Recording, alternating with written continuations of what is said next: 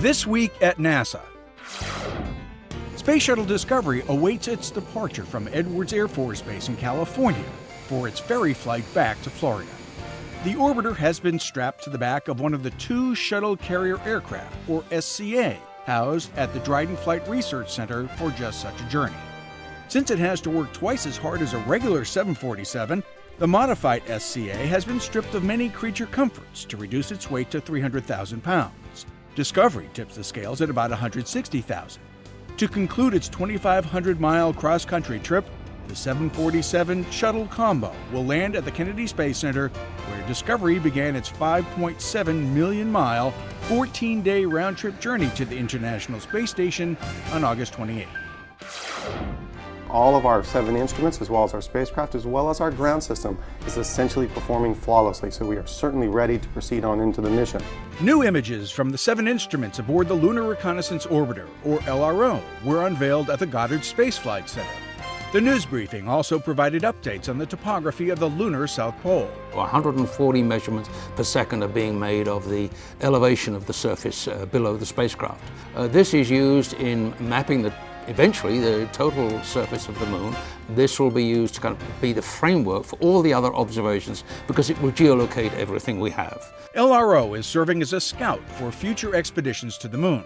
It'll spend at least a year in a low polar orbit to find safe landing sites, locate potential resources, and measure radiation on the lunar surface.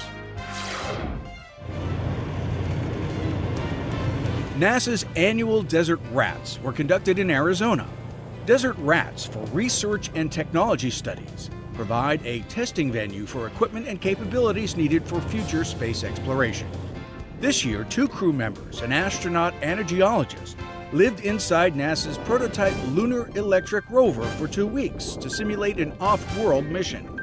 The pair scouted the test area for geological features and conducted simulated moonwalks to collect lunar samples.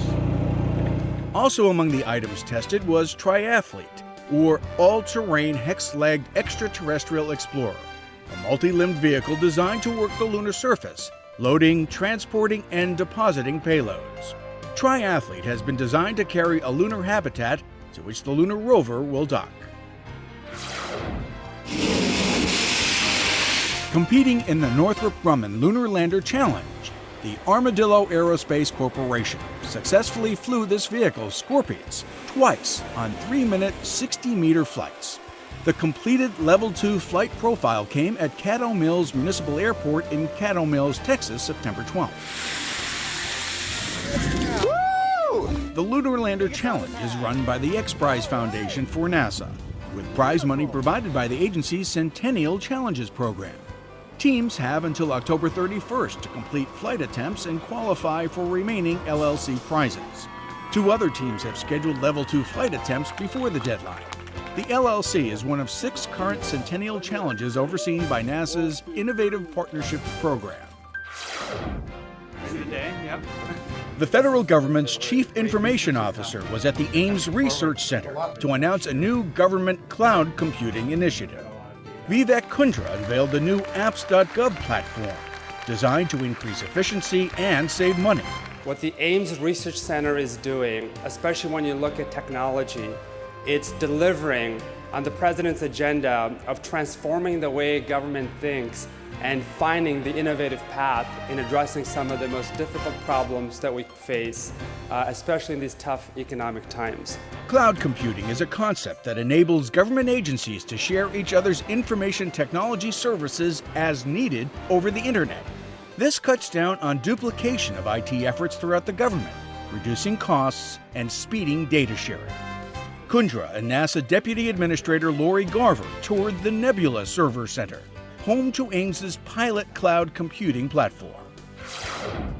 A distinguished group of scientists, policymakers, and industry leaders met at JPL for a day-long symposium to discuss how observations by satellites can best help California manage its emergency responses and environmental resources. NASA provides just a tremendous range of data, from looking at terrestrial ecosystems with visible and infrared imagers to, one of the more important things is looking at the water systems, and the GRACE instrument, for example, can actually get a global picture of groundwater, which is going to be hugely important as we are facing tremendous demands on resources.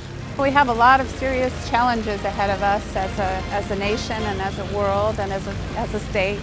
And these are really important things for us to be discussing in very appropriate timing. Transforming space-based observations into scientific information that's not only useful, but also quickly accessible to emergency responders back on Earth is considered a major challenge. Data collected from space can also help scientists and state officials determine the best methods and long-term strategy for protecting the environment and its natural resources. The symposium was sponsored by the Keck Institute for Space Studies, a Caltech JPL think tank. And that's This Week at NASA. For more on these and other stories, log on to www.nasa.gov.